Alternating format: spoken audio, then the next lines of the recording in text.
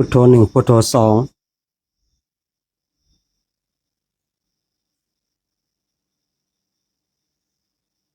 พุทโธหนึ่งพุทโธสอง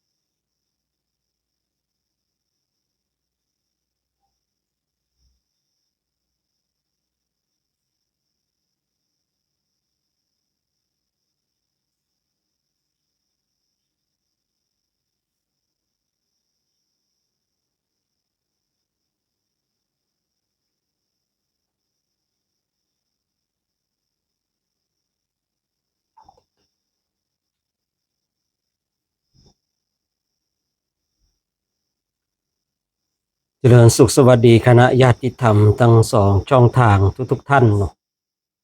ในวันนี้ก็จะได้เวลาอีกแล้วนะที่เราท่านทั้งหลายจะได้มาร่วมกันสวดบทธรรมจักรวัจนสูตรมาร่วมกันเจริญจิตตภาวนามาร่วมกันสนทนาธรรมตามการซึ่งชีวิตของเราก็เป็นเช่นเนี้ยเนาะก็ไม่มีอะไรมากว่ากันไปโลกนี้เหมือนกับดังละครชีวิตของเราก็เปรียบเสมือนกับหนังเรื่องหนึ่งละครเรื่องหนึ่งเราก็ได้รับบทบาทตามที่เรากำลังได้พบเจออยู่เนี่ยคือบทบาทชีวิต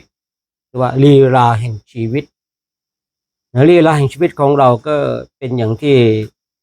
เราได้พบเจอเราก็จะรู้ด้วยตัวของเราเองว่าลีลาชีวิตของเราเป็นเช่นไรเราไปดูหนังดูละครชีวิตของเราเองก็เปรียบเหมือนกับหนังกับละครก็แตกต่างกันไม่มากที่เราดูหนังดูละครบางทีก็ดูเพื่อความเพลิดเพลินแต่ทำไมจบมาถึงทำให้เราร้องไห้ก็ไม่รู้เนาะบางคนเนี่ยดูหนังดูละครไปนะโอ้ยนางเอกถูกตัวอิจฉากันแกล้งอย่างเงี้ยโอ้ยเราสงสารนางเอกร้องห่มร้องไห้เราดูหนังดูละครนะเพื่อความเพลิดเพลินแต่เป็นยังไงจบลงด้วยการเศร้าโศกเสียใจเนาะบางทีดูหนังดูละครไปก็นึกหมั่นไส้ไป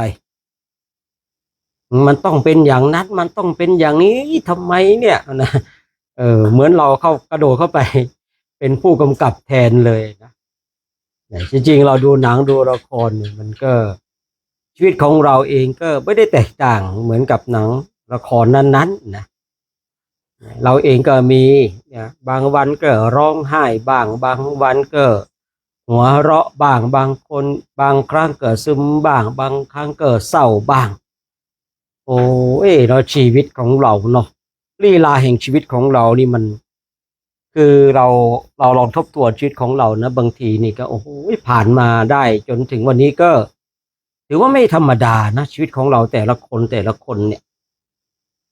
พอพูดเองเนาะมาดูเรื่องราวชีวิตดูลีลาชีวิตของตนเองเนี่ยโอ้โหผ่านมาได้จนถึงวันนี้ได้ก็ถือว่าไม่ธรรมดา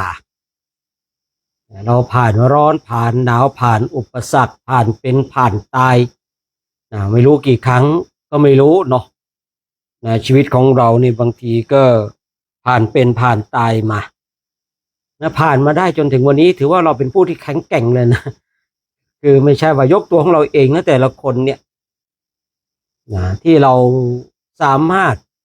มาถึงตรงจุดนี้ได้เนี่ยถือว่าเราเป็นผู้ที่แข็งแกร่งนะที่เราผ่านมาได้นี่โอ้โหบางทีอุปสรรคในเรื่องเลวร้ายทั้งหลายเราก็ผ่านมาได้นะผ่านความทุกข์เนี่ยบางทีผ่านความหิวกระหายเนี่ยโอ้โหคือบางคนเนี่ยกว่าจะยืนได้ด้วยลำแข้งของตนเองนี่โอ้ก็ไม่ธรรมดาผ่านอุปสรรคมามากฉะนั้นผู้พูดจึงบอกว่าเรามาถึงวันนี้ได้เนี่ยถือว่าชีวิตของเราไม่ธรรมดาเราเนี่ยเป็นผู้ที่แข็งแกร่งนะแข็งแกร่งนะเราชอบไปชมคนนั้นคนนี้เก่งที่จริงตัวเราก็เก่งนะแต่การเก่งของเราไม่ได้เก่งเพื่อจะไปยกตัวเองที่จะไปข่มกับคนอื่นแต่คือเรามองหลักในความเป็นจริงเนี่ยชีวิตของเรามาถึงวันนี้ได้เนี่ยเราเป็นผู้ที่เก่งนะเราก็เห็นอยู่ว่าสังคมนี่เดี๋ยวนี้มันเป็นเช่นไรเนาะสังคมนี่จริงมันถ้าจะพูดว่าสังคมแห่งการเอารัดเอาเปรียบสังคมเนี่ยที่ผู้มีอำนาจรังแกบุคคลที่ไม่มีอำนาจเราเองมาอยู่ตรงจุดที่เราผ่านอะไรมาได้ตั้งหลายอย่างนี่เราเป็นผู้ที่เก่งนะคือทุกคนนะบางทีผู้พูดเองไงเนาะเห็นพวกวัยรุ่นบางทีเราเดินจาริกทุดงเนี่ยเห็นพวกวัยรุ่นนะขับรถนะโอ้ยเนาะแบบหวาดเสียวเนี่ยโชว์ประมาณนั้นผู้พูดก็เลยนึกในใจชีวิตของเจ้าเนี่ยมันจะถึง ถึงวัยที่คิดได้หรือเปล่าเนาะนะคือไอตอนเราเป็นวัยรุ่นมันก็ไม่แตกต่างจากเขาเท่าไหร่เนาะแต่ว่าเรารอดมาได้เนี่ยเราเลยเห็นความน่ากลัวเราเห็นความน่ากลัวว่าคนเรานี่จะรอดมาถึงได้วันนี้ก็ถือว่าไม่ธรรมดานะไม่ธรรมดาชีวิตของเรานี่เก่งนะท่านทั้งหลายยิ่งบางคนเนี่ยอายุ50 60 70แล้วนี่สุดยอดแล้วนะเพราะว่าประสบการณ์ชีวิตนี่จะทำให้เราเป็นผู้ที่แข็งแกร่งแต่ไม่แข็งกร้าวจะทำให้เราเนี่ยเข้าใจชีวิตจะทำให้เราเนี่ยเป็นผู้ที่รู้จักพูดรู้จักคิดรู้จักทำเพราะว่าตัวเลขแห่งอายุที่ได้มานี่มันเหมือนกับประสบการณ์แห่งชีวิตตัวเลขที่เราได้มาเนี่ยเหมือนกับประสบการณ์แห่งชีวิตท่านทั้งหลายชีวิตของเราเนี่ยผ่านในแต่ละปี300 กว่าวันนี่โอ้โหผ่านอะไรมามากเหลือเกินฉะนั้นเราท่านทั้งหลายก็มาพิจารณาเนาะมาไตร่ตรองมาไข้ควรชีวิตของเรามาถึงวันนี้ได้ก็ถือว่าไม่ธรรมดาจงภูมิใจเถิดว่าเราได้ทำสิ่งดีๆจนถึงวันนี้ได้ก็ถือว่า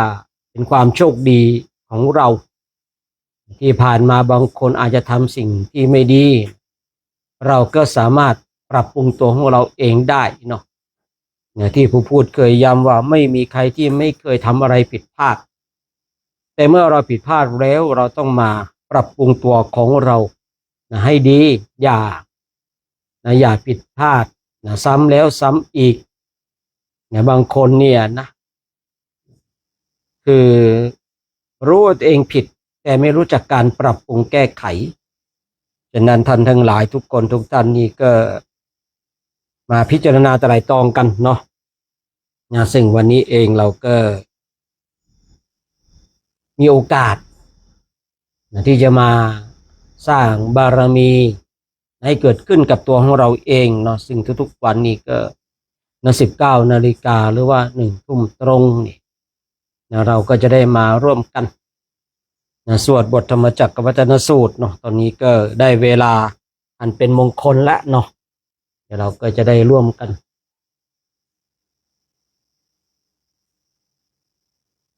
นะสร้างสรรค์สิ่งที่ดีงามกันเนาะ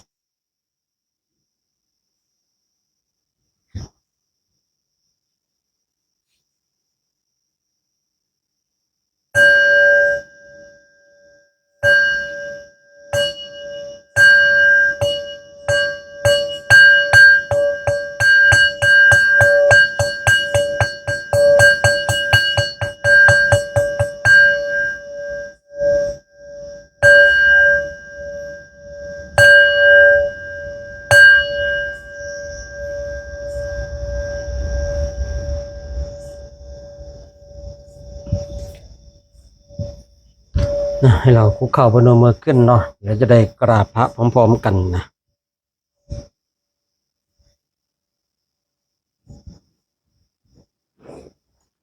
พร้อมกันแล้วกราบกราบกราบ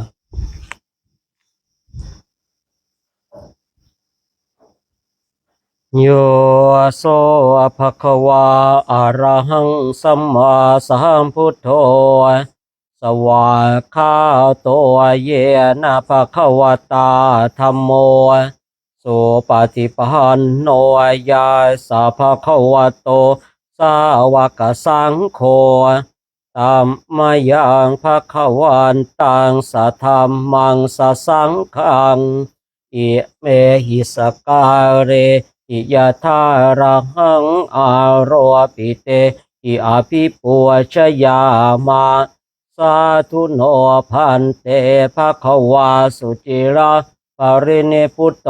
เปปัจฉิมาชนะตานุกรรมปัมหานาสาอิเมสการเรทุกขตาปนากาพระภูเตปฏิคันหาโตอัมหากังทีคารตังอิทายาสุขายาอะระหังสัมมาสัมพุทโธภควาพุทธังภควันตังอภิวาเทมิสวากขาโตภควตาธัมโมธัมมังนามัสสามิสุปฏิปันโนภะคะวะโตสาวกสังโฆสังฆังนะมามิ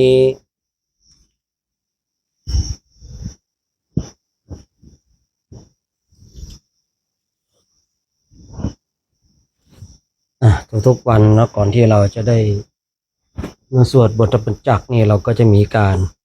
เชิญเทวดามาร่วมสวดบทธรรมจักรกับเราหรือว่าเชิญเทวดามาฟังเราสวดบทธรรมจักรที่เราได้สวดกันเนาะญาติโยมอยู่ที่บ้านก็ร่วมกันเชิญเทวดาพร้อมๆกันนะ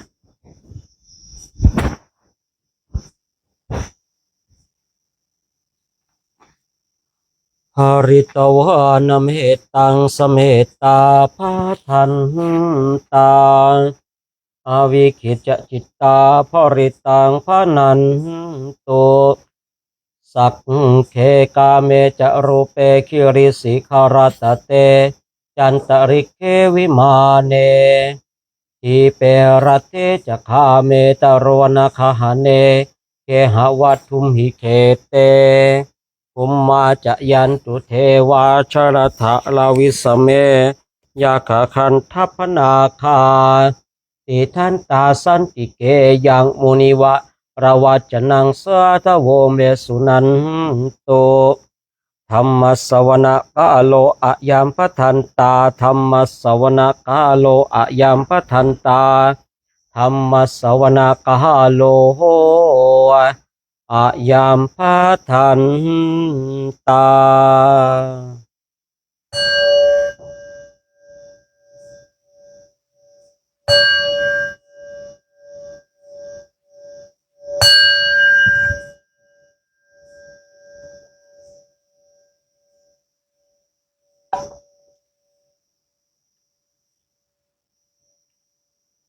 นะโมตัสสะภะคะวะโต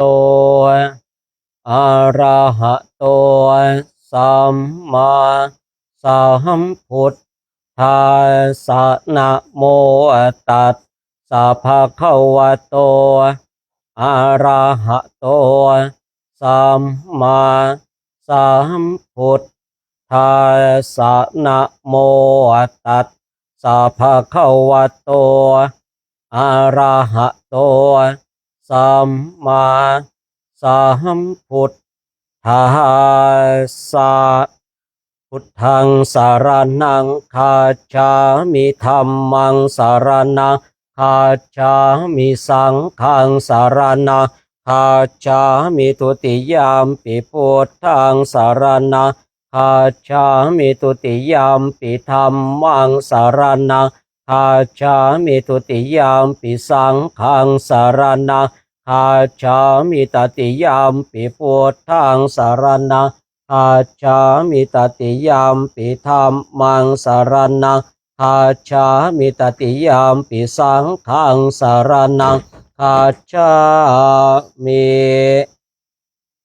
เมตตายภิกขเวเจโตวิมุตติยาอาเสวิตายภาวิตายปหุริกตายญาณิกตายวันสุกตายอโนทิตายปริจิตายสุสมาลาทายเอกาทัสสานิสังสาปาติกังคากัตเมเอกาทัตสุขังสุปฏิสุขังปฏิปุญชตินปาปะกังสุปินังปัสสติมนุสานังปิโยโหติอมนุสานังปิโย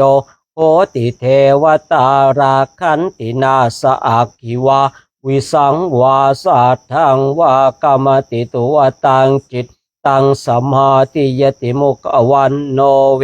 ภาสิสติอสัมมุระโหการังการันติอุตริงอปฏิวิชันโตพระมโลกุปะโคโหติเมตตายภิกขเวเจโตวิมุตติยาอาเสวิตายภาวิตายปหุริกตายญาณิกตายาวาตุกตายอโนติตายปริจิตายสุสมาราธายอิเมเอกาทัสสานิสังสาปาติกังคาติอิธรรมโวจะปะคะวาอาตมนาเตเอโกปะคะวะโตภาสิตังอภินันทุนติต่อไปเดี๋ยวเราจะได้ร่วมกันสวดบทธรรมจักรวัฒนสูตรกันนะ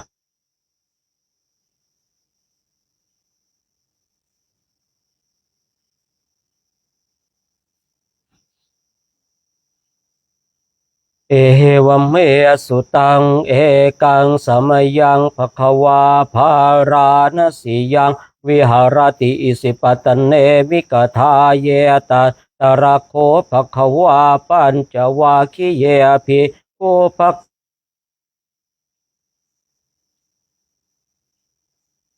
เดี๋ยวเอาใหม่นะ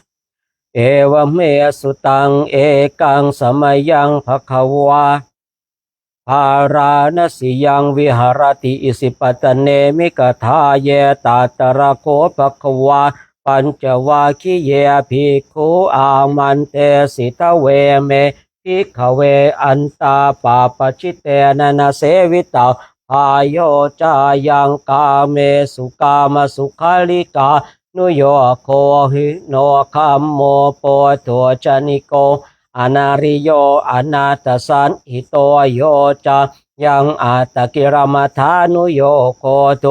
โคอนาริโยอนาตสันหิโตเอเตเตภิกขเวอุปอันเตอนุปคัมมามาชิมาปฏิปทาตถาคเตนะอภิสัมพุทธาจาภูการณิยานการเนอุปสัมหายอภิญญายสัมโพธายนิพพานายสังวัตติกตมาจะสาภิกขเวมาชิมาปฏิปทาตถาคเตนะอภิสัมพุทธาจาภูการณิยานการเนอุปสัมมายอภิญญายสัมโพธายนิพพานายสังวัตติอายะเมวะอริโย อัตถังคิโกมาโคเสยยติทังสัมมาทิฏฐิสัมมาสังกัปปะสัมมาวาจาสัมมากัมมันโตสัมมาอาชีวสัมมาวายาโมสัมมาสติสัมมาสมาธิอายังโคสาภิกขเวมัชฌิมาปฏิปทาตถาคเตนะอภิสัมพุทธาจาคุกรณี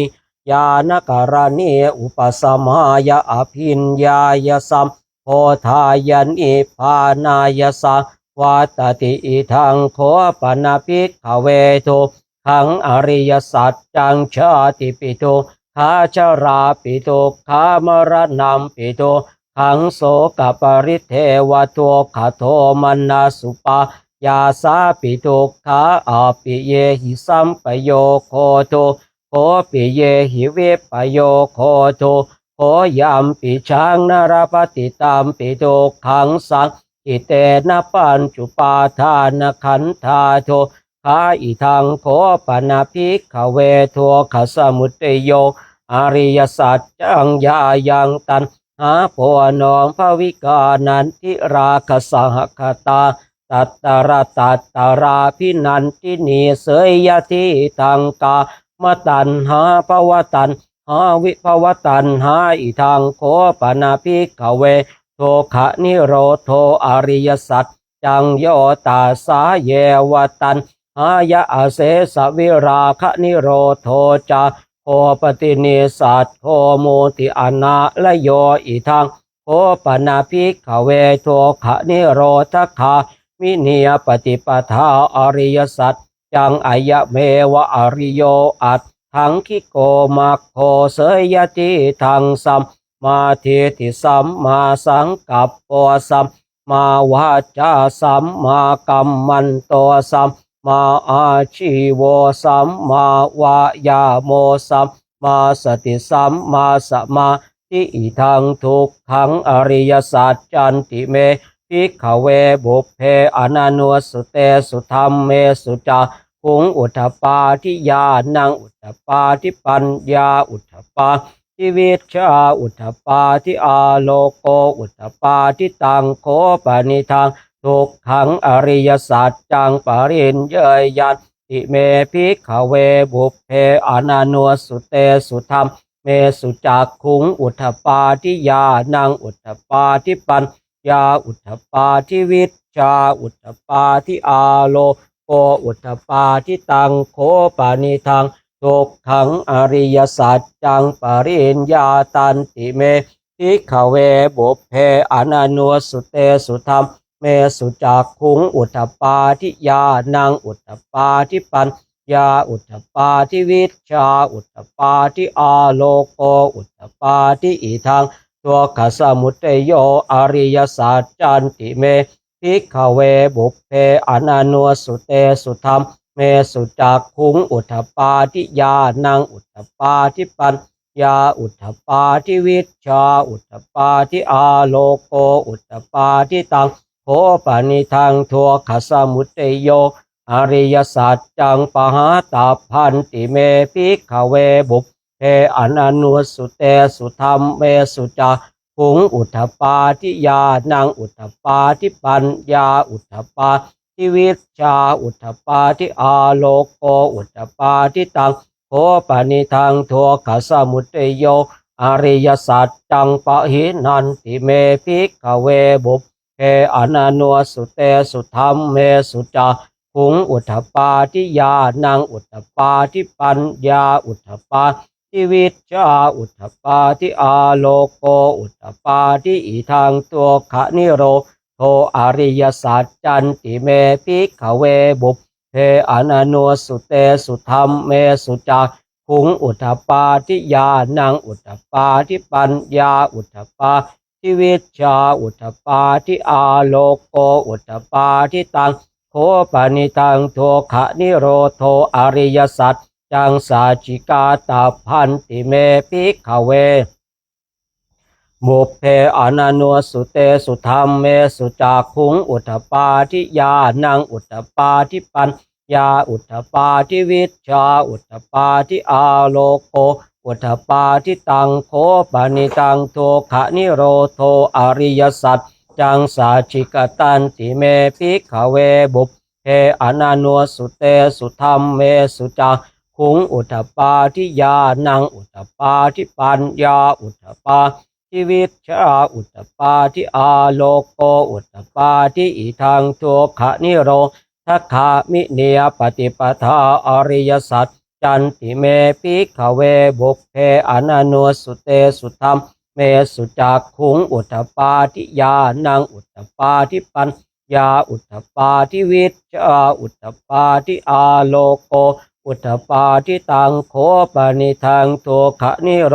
ทัคขามิเนียปฏิปทาอริยสัจจังภาเวตัพพันติเมภิกขเวบุพเพอนานัวสุเตสุธรรมเมสุจักขุงอุทธปาทิยานังอุทธปาทิปัญญาอุทธปาทิวิชชาอุทธปาทิอาโลโกอุทธปาทิตังโคปนิทังโทขะนิโรธขามิเนปฏิปทาอริยสัจจังภาวิตันติเมภิกขเวบุพเพอนันโนสุเตสุธรรมเมสุจักขุงอุทธปาทิยานังอุทธปาทิปัญญาอุทธปาทิวิชชาอุทธปาทิอาโลโก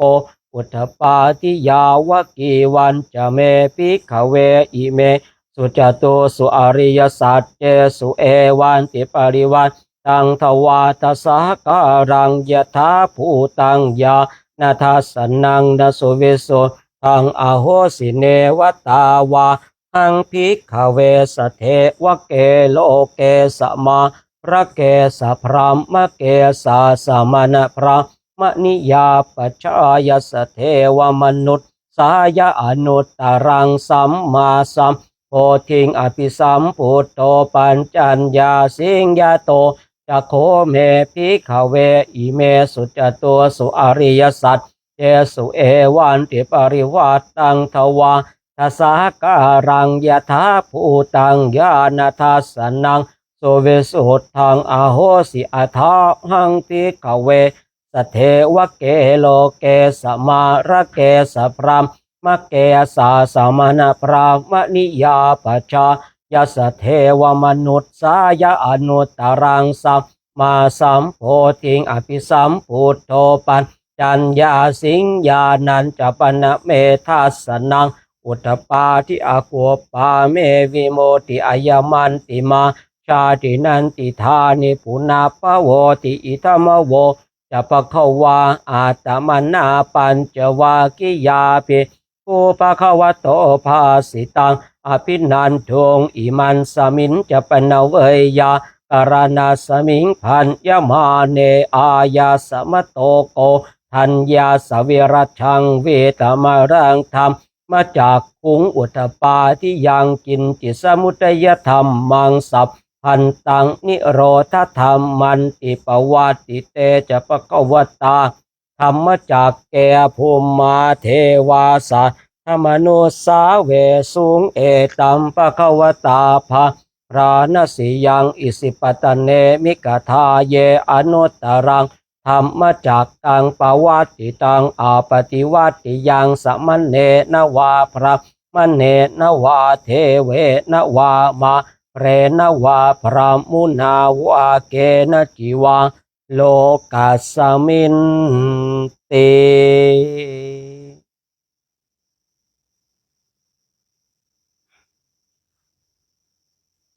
เดี๋ยวเราจะได้กล่าวถึงสวรรค์แล้วก็พรหมโลกกันเนาะนี่วันที่พระพุทธเจ้าทรงแสดงพระธรรมจักรกับวัฒนสูตรจบลงเนี่ยเทวดาทั้งหลายที่อยู่ตามชั้นต่างๆก็เปล่งสาธุการเป็นลำดับชั้นไปเสียงสาธุการดังไปถึงพรหมโลกนวลเนาะให้พระพรหมทั้งหลายเนี่ยได้เปล่งสาธุการเป็นลำดับชั้นอย่างที่เราได้สาธยายกันฉะนั้นเราท่านทั้งหลายก็มาร่วมกันเนาะ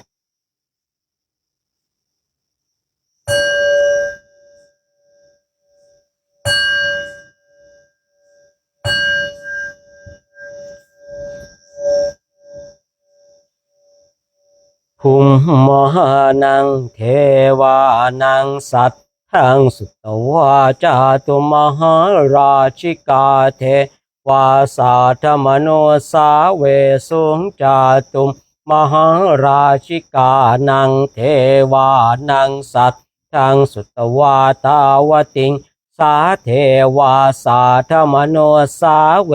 สุงตาวติงสานังเทวานังสัตทังสุตวายามาเทวาสาธรรมโนสาเวสุงยามานังเทวานังสัตทังสุตวาตุสิตาเทวาสัตธรรมโนสาเวสุงตุสิตานังเทวานังสัตทังสุตวานิมานารติเทวาสาธรรมโนสาเวสุงนิมมานารตินังเทวานังสัตทังสุตวาปรเนมิสวสวัตติเทวาสาธรรมโนสาเวสุงปรเนมิสวสวัตตินังเทวานังสัตทังสุตวาพระมปริสัทชาเท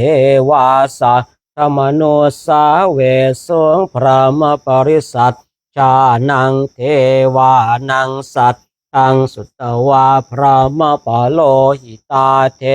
วาสาธรรมโนสาเวสุงพระมปโลหิตานังเทวานังสัตตังสุตวามหาพระมาเทวาสาธรรมโนสาเวสุงมหาพระมานังเทวานังสัตทังสุตวาปาริตาภาเท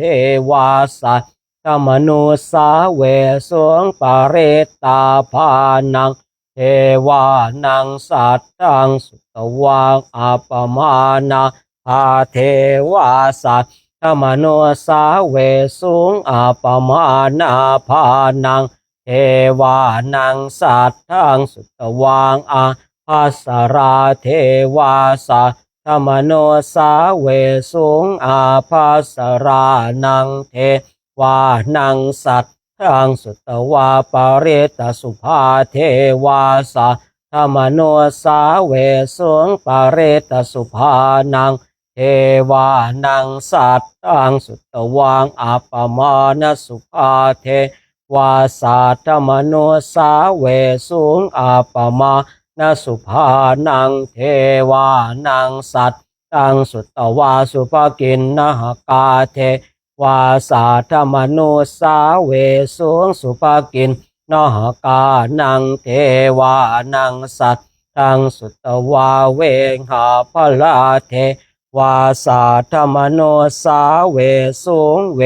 หาภลานังเทวานังสัตตังสุตวาอวิหาเท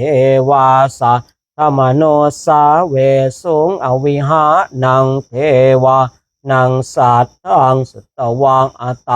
ปาเทวาสาธรรมโนสาเวสุงอัตตปานังเทวานังสัตตังสุตวาสุทัสสาเทวาสาธรรมโนสาเวสุงสุทัสสานังเทวานังสัตตังสุตวาสุทัสสีเทวาสัตธรรมโนสาเวสุงสุทัสสีนังเทวานังสัตตังสุตวังอักเนทกาเทวาสาธรรมโนสาเวสุงเอตัมภควตาภาราณสิยังอิสิปตเนมิกทาเยอนุตตรังธรรมมาจากกังปวัตติตังอาปฏิวัติยังสมณเณนวาพระมเณนวาเทเวนวามะเรนวาพระมุนาวาเกณจิวาโลกัสสมินเตอิติหัตเถนะคันเถนะเตนะโมหะเตนะยาวะพระมโลกาสะโตอาปุญกันจิอายัญจะทัสสะหะสีโลกัทธาตุสังกัมปิสังปะกัมปิสัมปะเวทิอาปมาโนจะโอลาโลโออาโสโลเกปาตุระโหสิอติกัม เมวะเทวานังเทวานุภาวังอัตโคภควาอุทานังอุทาเนสิอันยาสิวัตโพโกทันโยอันยาสิวัตโพโกทันโยติอิติหิทังอายาสมโตโกทันยาสอัญญาโกทันโยตเววนามังอโหเสยติ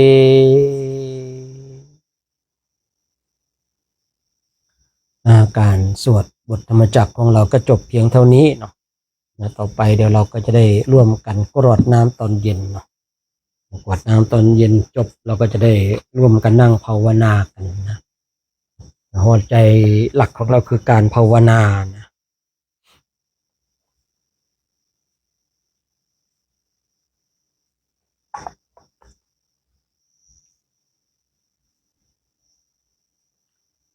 หันธรรมยังอุดิสนาทิธานาคาทายโย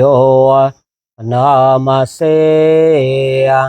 อิมินาปุญญกรรมเมนาด้วยบุญนี้อุทิศให้อุปัชฌายาคุณุตรา อุปัชฌาย์ผู้เลิศคุณอาจาริโยปการาจาและอาจารย์ผู้เกื้อหนุนมาตาปิตาจญาตกาทั้งพ่อแม่และปวงญาติสุริโยจันทิมาราชาสูนจันทร์และราชาผู้นาวันตานราปิจาผู้ทรงคุณหรือทรงชาติรามามาราชอินทาจาพรหมาและอินทาราชโลกปาราชเทวตาทั้งถวยเทพและโลกบาลยาโมมิตามนุสาจายมราชมนุษย์มิตรมาชตตาเวริกาปิจาผู้เป็นกลางผู้จองผานสัพเพสัตตาสุขีหนตุขอให้เป็นสุขสารทุกตัวนาอย่าทุกทนปุญญานิปกตานิเมบุญพองที่ข้าทำจงช่วยอำนวยสุภพลสุขังจติวิทังเทนโตให้สุขสารอย่างล้นกิปังปาเปทโวมะตังให้รู้ถึงนิพพานพันอิมินาปุญญกรรมเมนาด้วยบุญนี้ที่เราทำอิมินาอุทิเสนาจาและอุทิศให้ปวงสัตว์กิปาหังสุรเพเจวาเราพันได้ซึ่งการตัดตันหุปาทานาเชทนังตัวตันหาอุปาทานเยสันตาเนหินาธรรมาสิ่งชั่วในดวงใจยาวานิพานาโตมะมังกว่าเราจะถึงนิพพานนาสันตุสัพพทาเยวะมาลายสิ้นจากสันดานยัตถาชาโตภเวภเวทุกภพที่เราเกิดผู้โชจิตตังสติปัญญามีจิตตรงและสติทางปัญญาอันประเสริฐสัลเลโควิริยัมหินาพร้อมทั้งความเพียรเลิศเป็นเครื่องขูดกิเลสหายมาราราพันตุโนกาสังโอกาสอย่าพึงมีแก่หมู่มาสิ้นทั้งหลายกาตุนจะวิริเยสุเมเป็นช่องปทุสลายทำลายล้างความเพียรจมพุทธาธิปวโรนาโทพระพุทธผู้บวรนาถธรรมโมนาโทวารุตตโมพระธรรมที่พึงอุดมนาโทปัจเจกพุทโธจาพระปัจเจกพุทธสมสังโฆนาโตตโรมะมังโทพระสงฆ์ที่พึงพยองเตโสตมหานุภาเวนะด้วยอานุภาพนั้นมาโรกาสังละพันตุมาพร้อมอุมานอย่าได้ช่องทัสสะปุญญานุภาเวนะด้วยเดชบุญทั้ง10 ปองมาโรกาสังละพันตุมาอย่าเปิดโอกาสแก่มารเท เถิ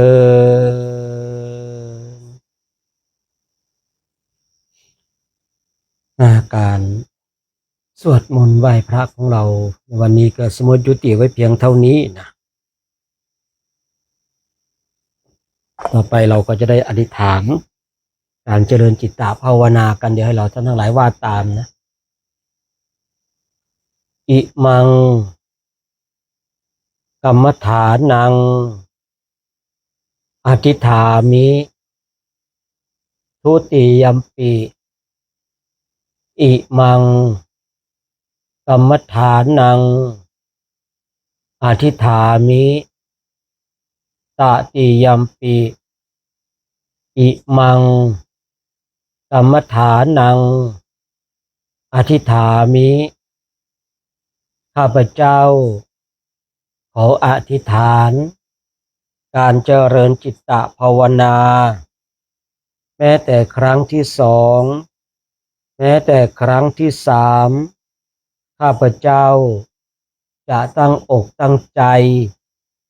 ในการเจริญจิตตภาวนาในคราวครั้งนี้ด้วยเถิด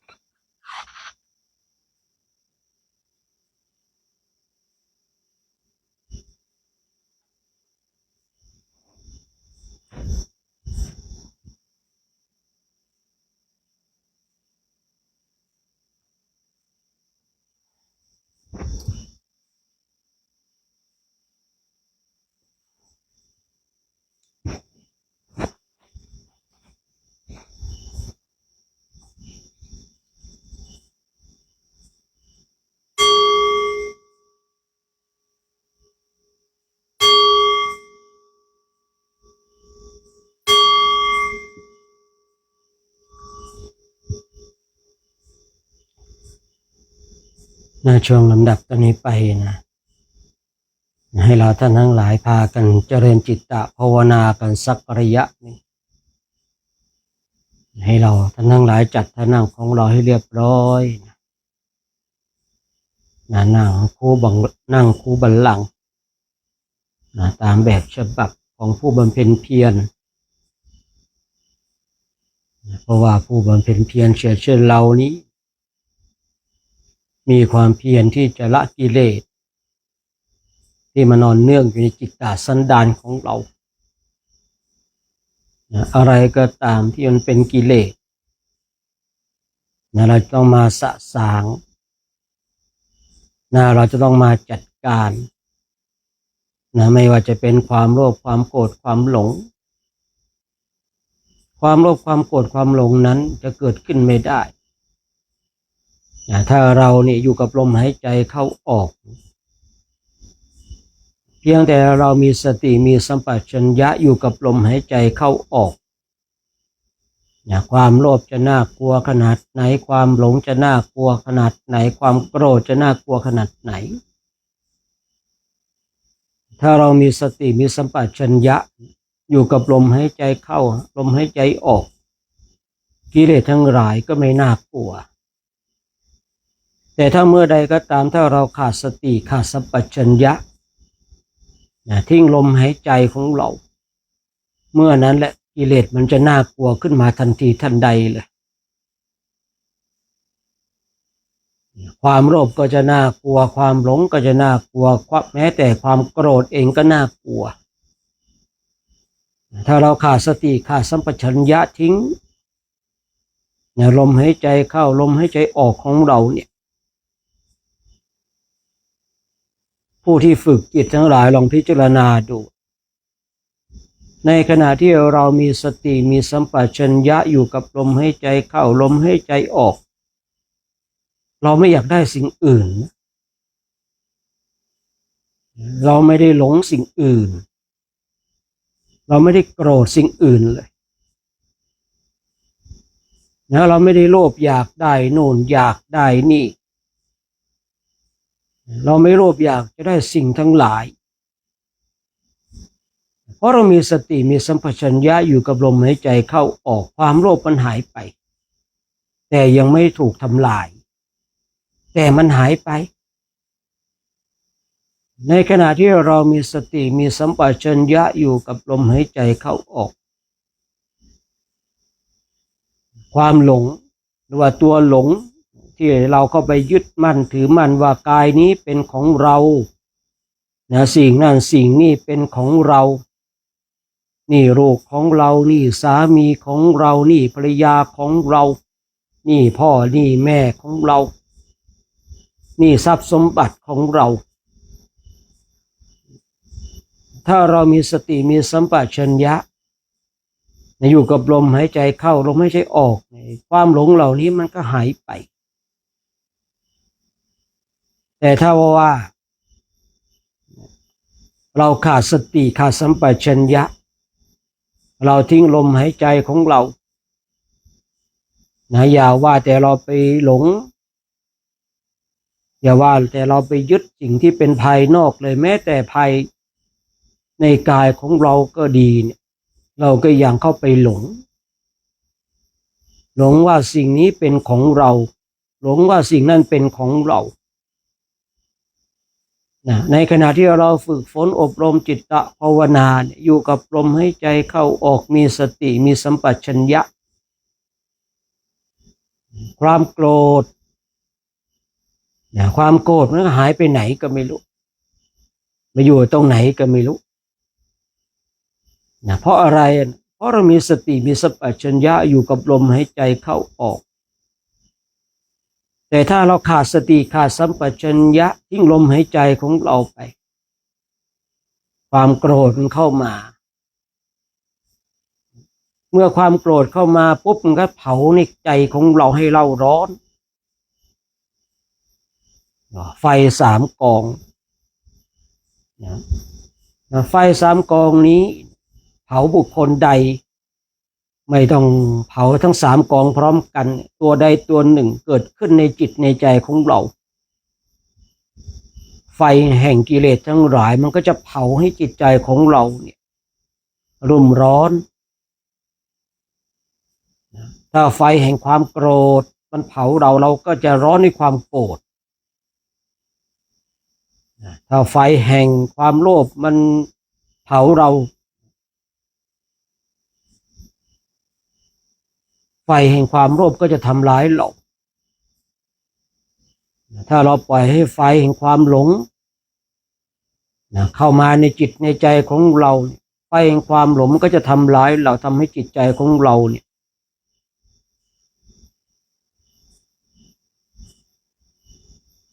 มีแต่ความทุกข์มีแต่กองกิเลสทั้งหลายฉะนั้นเบื้องต้นเราทั้งหลายเนี่ยที่เรายังไม่สามารถที่จะไปทำลายกิเลสทั้งหลายได้เราก็มาทำอย่างเช่นที่พระพุทธกล่าวไว้มีสติมีสัมปชัญญะอยู่กับลมหายใจเข้าออก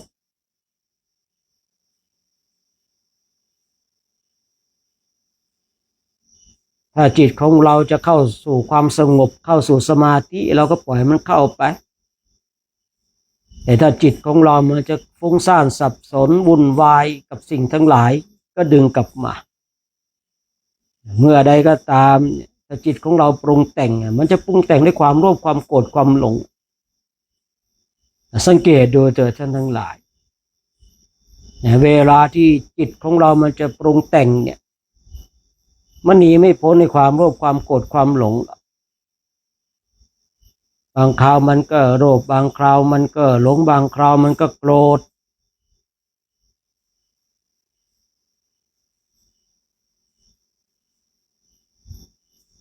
เมื่อเรามีสติมีสัมปชัญญะถ้าเรารู้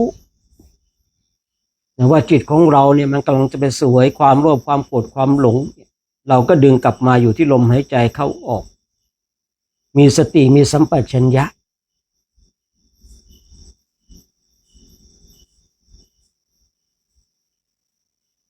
คือในเบื้องต้นเนี่ย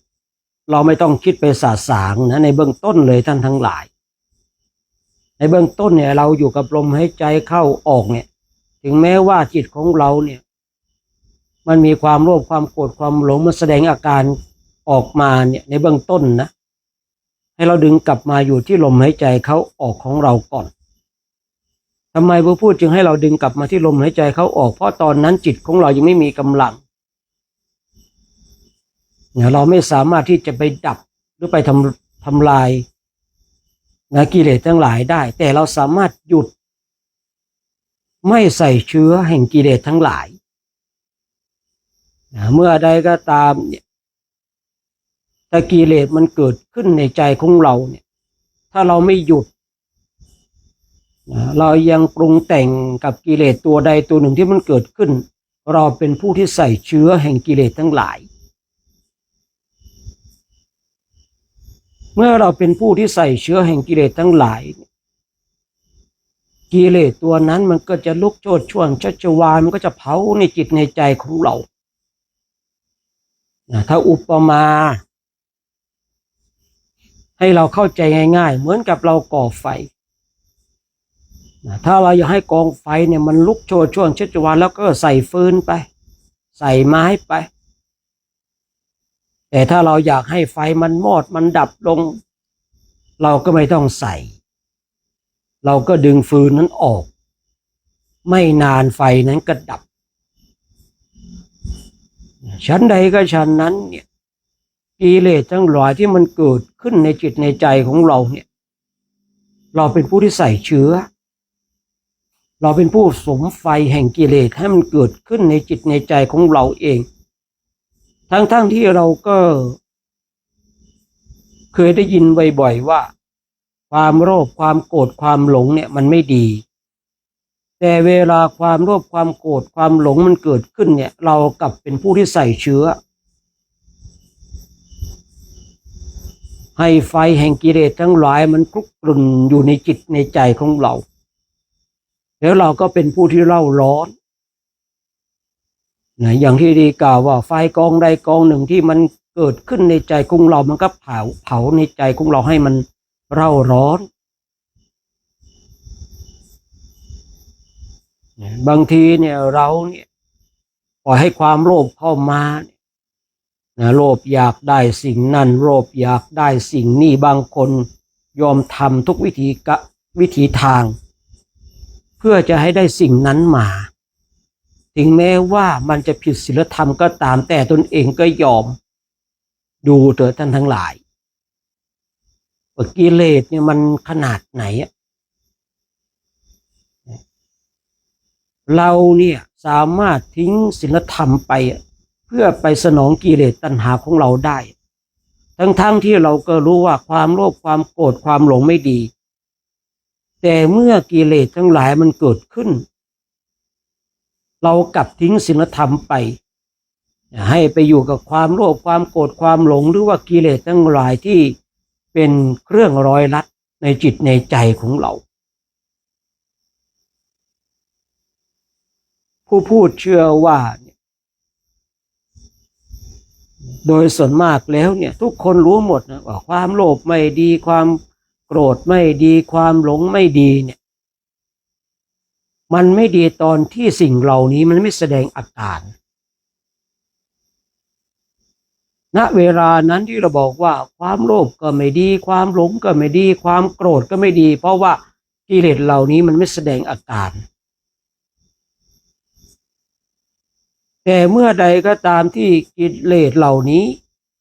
มันแสดงออกมาแล้วเราเป็นผู้ที่ใส่เชื้อ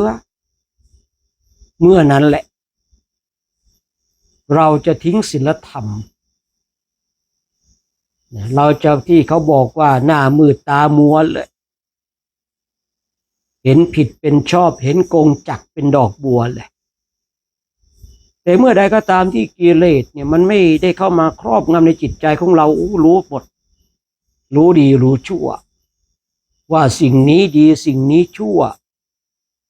แต่เวลาที่กิเลสมันเข้ามาแล้วเราเป็นผู้ที่ใส่เชื้อเนี่ยเราเป็นบุคคลที่มืดหน้ามืดตามัวนะหลงผิดนะที่เขาบอกว่าเห็นกงจักรเป็นดอกบัวเห็นผิดเป็นชอบนะคือเราลองสังเกตดูนะเวลากิเลสที่ไม่เกิดขึ้นในใจของเรานี่เรารู้ดีรู้ชั่วรู้ผิดรู้ถูกทำสิ่งนี้ไม่ดีทำสิ่งนี้ดีเรารู้นะเราไปหลงในกายเนี่ยไม่ดีนะเราไปโลภอยากได้สิ่งนั้นสิ่งนี้ไม่ดีนะเราไปหลงสิ่งทั้งหลายเป็นสิ่งที่ไม่ดีนะที่เราเห็นว่าสิ่งเหล่านี้ไม่ดีเพราะสิ่งเหล่านั้นยังไม่แสดงอาการแต่พอสิ่งเหล่านี้คือกิเลสทั้งหลายมันแสดงอาการออกมาปุ๊บแล้วเราเป็นผู้ที่ใส่เชื้อนะความโกรธเกิดขึ้นมันฆ่าได้ทุกคนมันสามารถทำร้ายทุกคนได้มันน่ากลัวแต่ก่อนหน้านั้นเราก็รู้ว่าความโกรธนั้นไม่ดีนะแต่เมื่อกิเลสมันแสดงอาการขึ้นมามันเกิดขึ้นในใจของเราเนี่ยถ้าเราไม่มีกรรมฐานถ้าเราฝึกจิตอย่างไม่ชำนาญไอ้ความที่รู้ดีรู้ชอบเนี่ยมันก็จะหายไปคราวนี้เองมันถูกกิเลสก็ครอบงำเมื่อบุคคลหนึ่งบุคคลใดก็ตามถูกกิเลสเขาครอบงำแล้วย่อมทำสิ่งทั้งหลายได้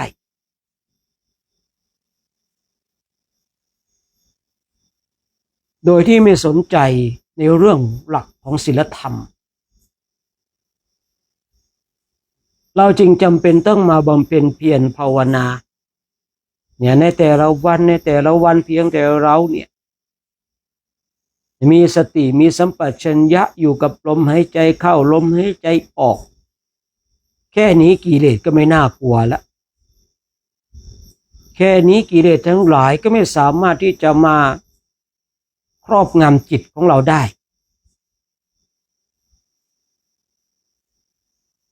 ถ้าถามถึงบุญมันก็มีบุญถ้าถามถึงมรรคผลนิพพานก็มีมรรคผลนิพพานอยู่ในขณะที่เรามีสติมีสัมปชัญญะอยู่กับลมหายใจเข้าออก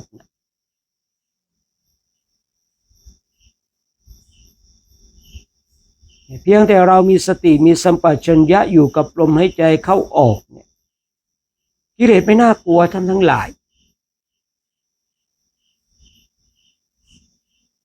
แต่ถ้าเราเผลอสติเมื่อไรทิ้งลมหายใจเมื่อไรเมื่อนั้นแหละยิ่งถ้าบุคคลหนึ่งบุคคลใดไม่มีการฝึกจิตก็จะไร้ไม่รู้จักหยุดไม่รู้จักคำว่าหยุดบางทีผู้ที่ฝึกจิตกิเลสบางทีมีช่องว่างเผลอสติขาดสัมปชัญญะไปกิเลสมันได้ช่องเราเผลอสติไปมันกำลังจะไหลไปกับกิเลสทั้งหลายแต่ผู้ที่ฝึกจิตยังรู้จักการหยุด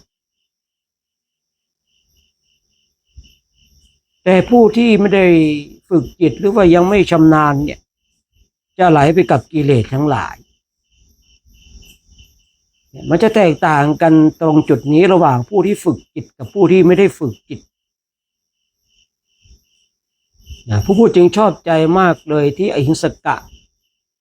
วิ่งไล่ตามพระพุทธเจ้าหรือว่าจอมโจรองคุลิมานหยุดก่อนสมณะหยุดก่อนสมณะพระพุทธเจ้าของเราว่าเราหยุดแล้วหยุดที่ไหนท่านยังเดินอยู่ท่านยังวิ่งอยู่เนี่ยเราหยุดการเบียดเบียนทำร้ายผู้อื่น ท่านั้นเองหิงสกะหรือว่าองคุลิมานเนี่ยมีสติมีสัมปชัญญะเลยเพราะก่อนหน้านั้นเนี่ยองคุลิมานเนี่ยหรือว่าหิงสกะนี่เป็นผู้ที่ฝึกฝนอบรมร่ำเรียนศิลปวิทยาพอได้ยินอย่างนี้ปุ๊บจึงรู้จักคำว่าหยุด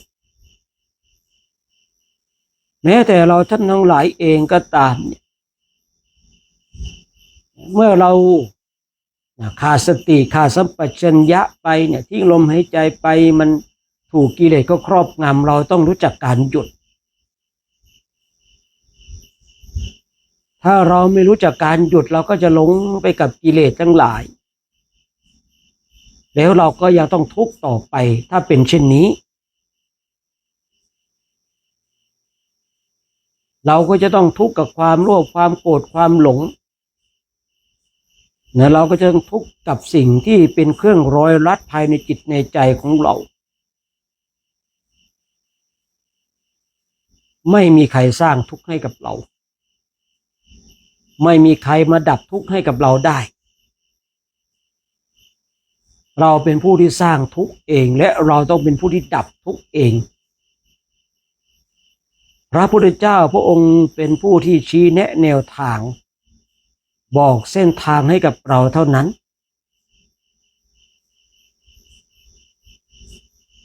ที่ผู้พูดเคยย้ำบ่อยๆเตือนสติบ่อยๆว่าความทุกข์ความสุขนั้น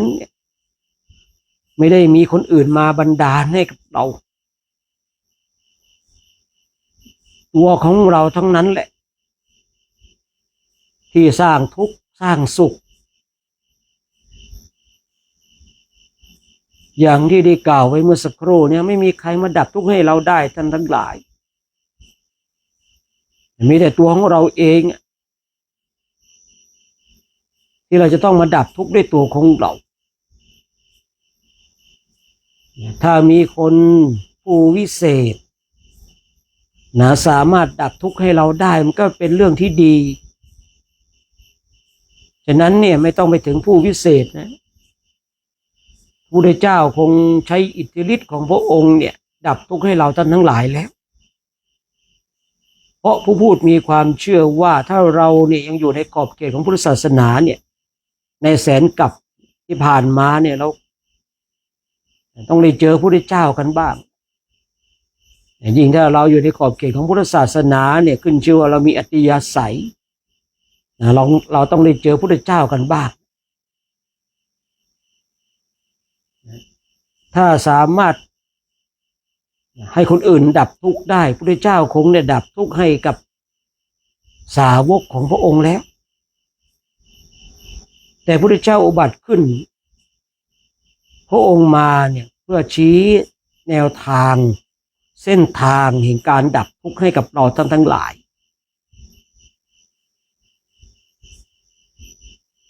ถ้าอุปมาให้ง่ายๆว่ามีข้าวอยู่ตรงหน้าเราหิวข้าวนะมีข้าวอยู่ตรงหน้าแต่เราไม่กินข้าวนั้นแต่เราอยากที่อิ่มข้าวมันจะอิ่มได้หรือเปล่าท่านทั้งหลายทุกคนก็ต้องบอกว่า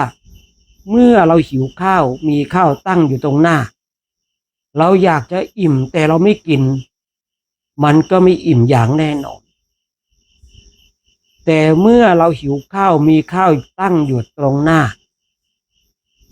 แล้วเราจัดการกินไปเลยผลลัพธ์เป็นยังไงผลลัพธ์บุคคลนั้นก็อิ่มข้าวฉันใดก็ฉันนั้นธรรมะของพระพุทธเจ้าที่เป็นธรรมะที่นำพาให้เราออกจากวัฏสงสารเนี่ยตั้งอยู่ตรงหน้าเราแล้วท่านทั้งหลายพร้อมเสิร์ฟพร้อมให้เรานำไปปฏิบัติเพียงแต่เราท่านทั้งหลายเท่านั้นเองที่ไม่นำธรรมะของพระพุทธเจ้ามาดับทุกอย่างแท้จริง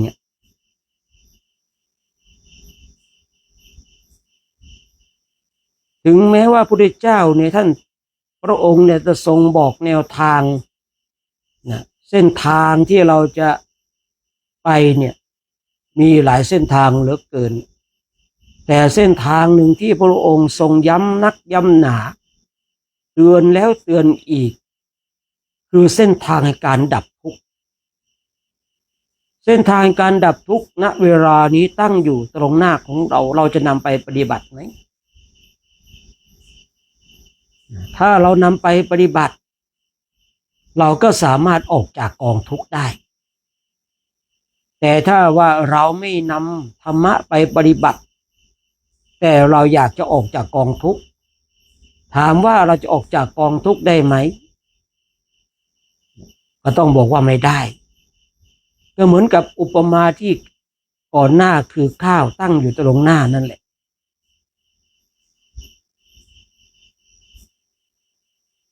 ชีวิตของผู้ฝึกฝนอบรมเนี่ยเราจะต้องนำธรรมะนำไปปฏิบัติเพื่อมาซักฟอกจิตของตนเองให้มันขาวสะอาดเมื่อธรรมะตั้งอยู่ตรงหน้าแล้วเรานำไปปฏิบัติในขณะที่เรานำไปปฏิบัติเนี่ยเรากำลังซักฟอกจิตของเราให้สะอาดณเวลานี้จิตของเรามันสกปรกณเวลานี้จิตของเราสกปรกไปด้วยความโลภความโกรธความหลงเนี่ยเราจึงใช้ธรรมะของพระพุทธเจ้าเนี่ยแล้วนำมาปฏิบัติเนี่ยเพื่อมาซักฟอกจิตของเราให้สะอาด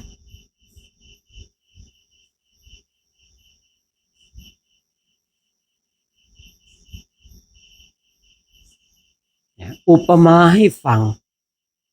นะเราใส่เสื้อใส่ผ้าเนี่ยมันสกปรกเสื้อผ้าของเราสกปรกเราก็ไปแขวนไว้แต่เรามีจิตเจตนาอยากให้ผ้านี่มันสะอาดแต่เราไม่นำไปซักมันจะสะอาดได้ไหม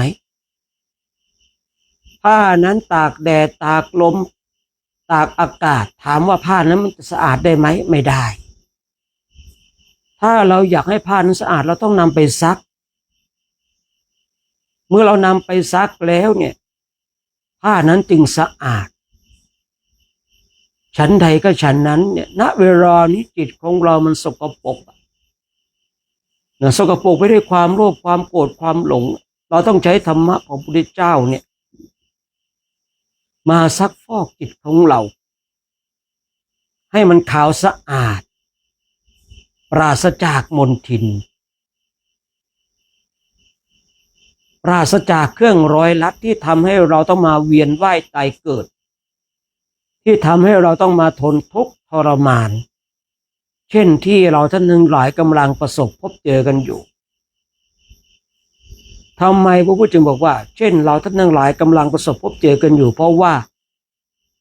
แต่ละคนเนี่ยประสบพบเจอกับความทุกข์ที่แตกต่างกันออกไป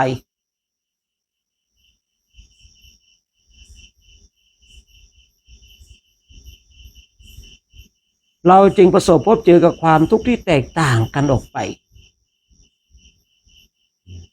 ทุกข์ที่มันเกิดขึ้นกับเรา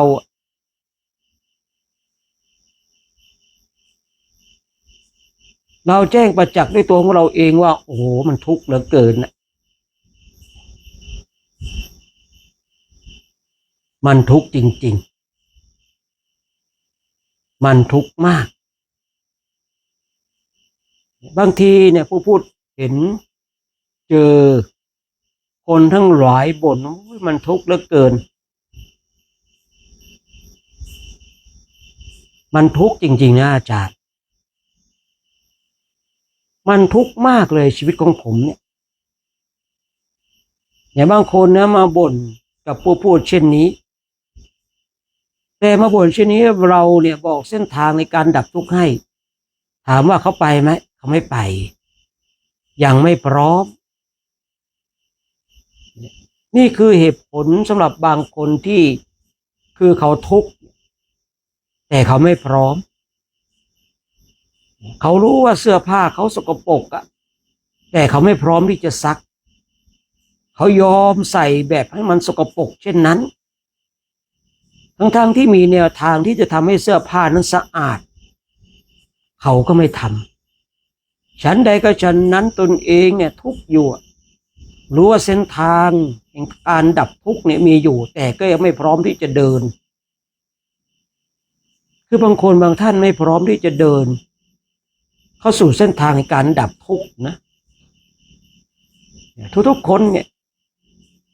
ที่ผู้พูดเคยพบเจอเนี่ยแต่ละคนก็บ่นทุกข์กันทั้งนั้นแต่เมื่อเราบอกเส้นทางการดับทุกข์เขาไม่พร้อมที่จะดับเขาไม่พร้อมที่จะไปเขาพร้อมที่จะทุกข์แบบนั้นต่อแต่เขาก็บ่นว่ามันทุกข์เหลือเกินมันน่าแปลกใจไหมท่านทั้งหลาย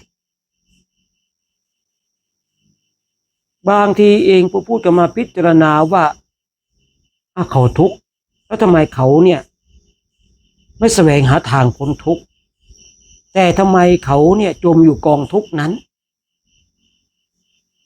มันก็มีอยู่คำเดียวนั่นแหละคือยังไม่พร้อมเรื่องมรรคผลนิพพานเนี่ยที่จริงเนี่ยมันเป็นเรื่องของความพร้อมด้วยนะเรื่องมรรคผลนิพพานถ้าเรามองถึงเรื่องความพร้อมเนี่ยมันต้องพร้อมด้วยท่านทั้งหลายพร้อมด้วยบุญพร้อมด้วยบารมีถ้าไม่พร้อมด้วยบุญด้วยบารมีเนี่ยก็จะเป็นอย่างที่ผู้พูดกล่าวไว้ทุกข์เหลือเกินแต่ยังไม่พร้อมที่จะออกจากกองทุกข์เพราะว่าถ้าเจาะลึกลงไปเขายังไม่พร้อมทั้งบุญและบารมีลองคนที่พร้อมทั้งบุญและบารมีสิโอ้ทุกข์เหลือเกินเมื่อทุกข์เหลือเกินแล้วไปเจอบุคคลที่สามารถเนี่ยบอกเส้นทางในการดับทุกข์ได้เมื่อเขาพร้อมทั้งบุญและบารมีไม่อยู่แล้วบางคนก็ทิ้งทรัพย์สมบัติทิ้งลูกทิ้งเมียบางคนก็ทิ้งลูกทิ้งสามีออกบวชเลยออกปฏิบัติธรรมกรรมฐานเลยนี่เขาเรียกว่าพร้อมทั้งบุญและบารมีทำให้ผู้พูดเข้าใจชัดเจนเลยบางคนเนี่ยรู้ว่าทุกข์แต่ยอมที่จะทุกข์ต่อไปบางคนที่เขามีความพร้อมรู้ว่ามันทุกข์พยายามที่จะออกจากกองทุกข์นั้นนี่เขาเรียกว่าพร้อมทั้งบุญและบารมีทีนี้เราท่านทั้งหลายย้อนกลับมาดูตัวของเราเองว่าณเวลาเนี้ยเราทุกข์ไหมคำตอบอยู่ที่ตัวของเราท่านทั้งหลายเองถ้าบอกว่าเราไม่ทุกข์ก็ดีแล้วไม่ทุกข์แต่ถ้าบอกว่าเราทุกข์แล้วเราพร้อมที่จะออกจากกองทุกข์ไหมบางคนบอกว่าพร้อมแล้วนะในใจบอกว่าพร้อมแล้ว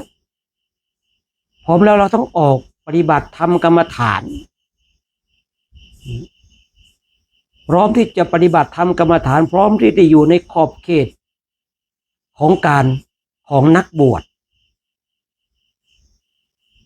ผู้พูดที่บอกว่าคำว่าออกบวชเนี่ยคือไม่ได้หมาย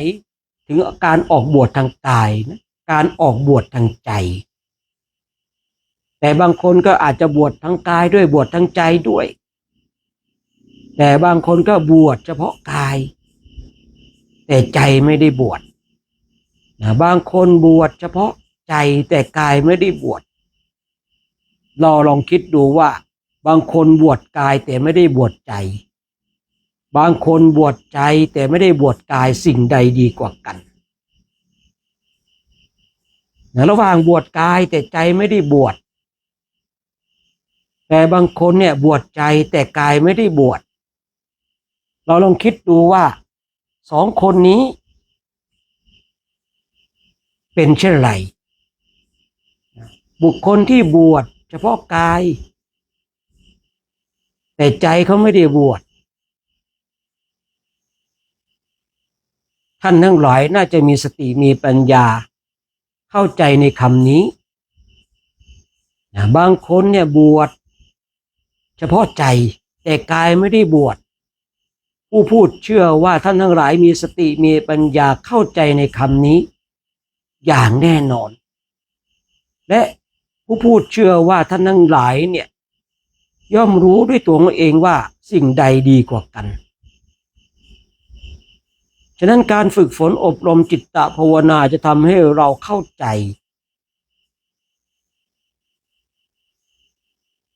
ตัวของเราเองให้เรามีสติมีสัมปชัญญะอยู่กับลมหายใจเข้าออกแล้วเราก็จะเห็นว่าฝั่งนี้มันทุกข์เหลือเกินฝั่งนู้นมันสุขคือบรมสุขคือมรรคผลนิพพานเราจะเป็นผู้ที่เลาะอยู่ในฝั่งนี้หรือเราจะข้ามไปฝั่งนู้นอันเป็นบรมสุขนั่นขึ้นอยู่กับตัวของเราเองเดี๋ยวค่ำคืนนี้ผู้พูดเองจะยุติการใช้เสียงสักแป๊บหนึ่งเพื่อให้เราท่านทั้งหลายได้นั่งบำเพ็ญเพียรภาวนาจนกว่าจะได้ยินเสียงสัญญาณระฆังนะ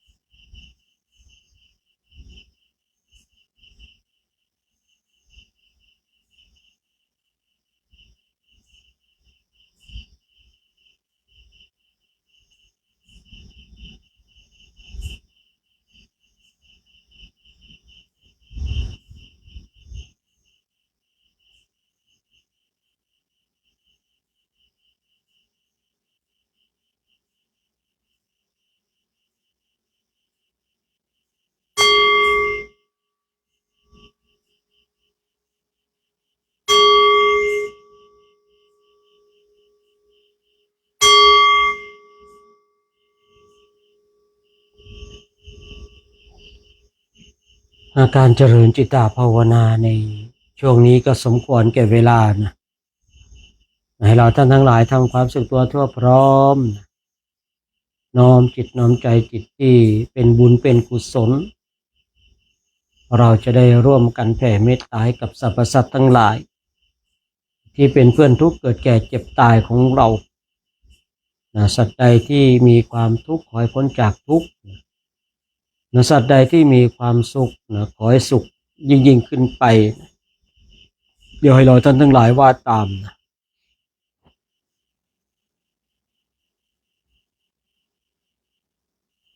สัพเพสัตตา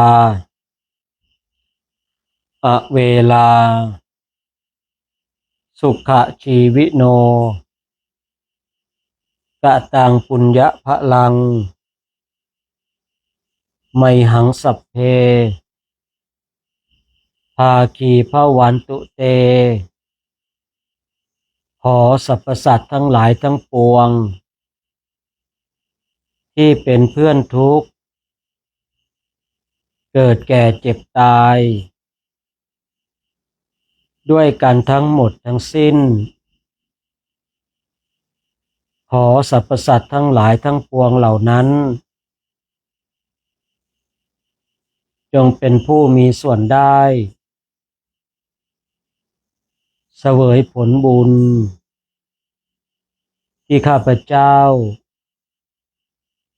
ได้บำเพ็ญแล้วนี้ด้วยเถิดขอพลังบุญพลังกุศลที่ข้าพเจ้าได้สวดมนต์ไหว้พระได้เจริญจิตตภาวนาเมื่อเกิดผลแห่งบุญแล้วจงไปถึง บิดามารดาครูบาอาจารย์ญาติสนิทมิตรสหายและผู้มีอุปการะคุณทุกท่านจงได้รับพระรางบุญพระรางกุศลที่ข้าพเจ้าได้ทำขอให้เหล่าเทพเทวาอารักษ์ทั้ง16ชั้นฟ้า15ชั้นดินสิ่งศักดิ์สิทธิ์ที่อยู่ในสากลโลกนี้จงได้รับพระรางบุญพระรางกุศลที่ข้าพเจ้าได้ทำขอให้เปรตอสุรกายสัมภเวสีสัตว์ที่มีเท้าก็ดีสัตว์ที่ไม่มีเท้าก็ดีแม้แต่เจ้ากรรมในายเวรทั้งหลายจงมาร่วมอนุโมทนาบุญกุศลที่ข้าพเจ้าได้ทำสัตว์ใดที่มีความทุกข์ขอให้พ้นจากทุกข์สัตว์ใดที่มีความสุขขอให้สุขยิ่งขึ้นไปด้วยเถิด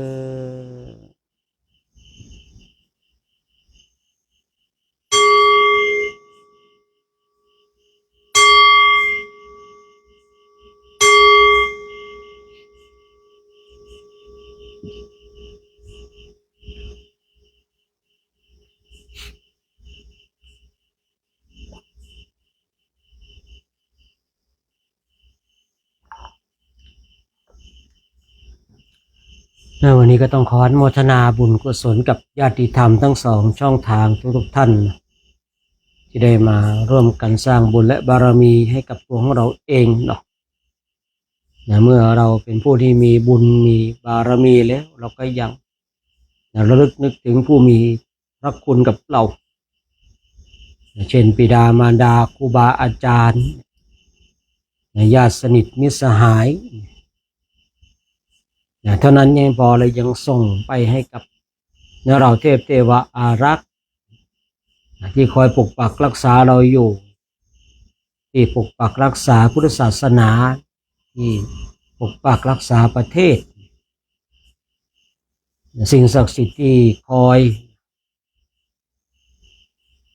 ดูแลเราก็ยังส่งพลังบุญไปให้กับเราเทพเทวาอารักษ์แม้แต่เจ้ากรรมในายเวรทั้งหลายเราก็ยังชวนเขามาร่วมอนุโมทนาบุญเจ้ากรรมในายเวรทุกคนมีกันทุกคนนะจะมีมากมีน้อยเท่านั้นเองนะหรือเจ้ากรรมในายเวรที่เราชอบพูดกันนะคือสามีภรรยาเนี่ยคือเป็นเจ้ากรรมในายเวรซึ่งกันและกันลูกเนี่ยเป็นเจ้ากรรมในายเวรเขาว่าที่เขาชอบว่ากันถามว่าจริงไหมมันก็ไม่จริงเสมอไปแต่ก็บางคนก็เป็นเช่นนั้นจริงๆเนาะบางทีเนี่ยบางทีลูกเป็นเจ้ากรรมในายเวรก่อนหน้านั้นเนี่ยเนาะทรัพย์สมบัติมีมากพอมีลูกขึ้นมาปุ๊บลูกก็ไถไปจนหมดเลยอย่างเงี้ยนะ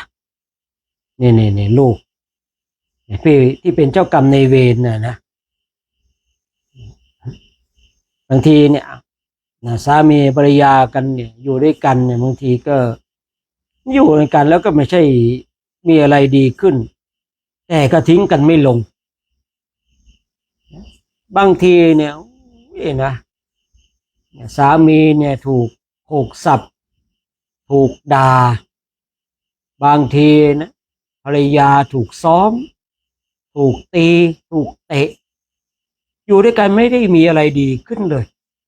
แต่ก็ทิ้งกันไม่ลงเนี่ยเรียกว่าเจ้ากรรมในายเวรของแท้เลยถ้าแบบนี้นะนี่เรียกว่าเจ้ากรรมในายเวรของแท้เลยท่านทั้งหลายนะแต่ว่าเจ้ากรรมในายเวรที่มาในรูปแบบลูกก็ดีสามีก็ดีภรรยาก็ดีเนี่ยก็สามารถที่จะคือหมดในเรื่องของเวรกรรมแต่ยังสามารถอยู่ด้วยกันได้ผู้พูดจำได้ว่า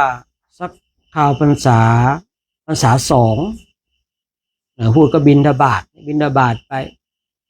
บิณฑบาตไปผู้พูดจะต้องไปหยุดบ้านหลังหนึ่งแล้วเขาก็มาใส่บาตรทุกวันเขาใส่บาตรพร้อมกับน้ำตาอันนี้เป็น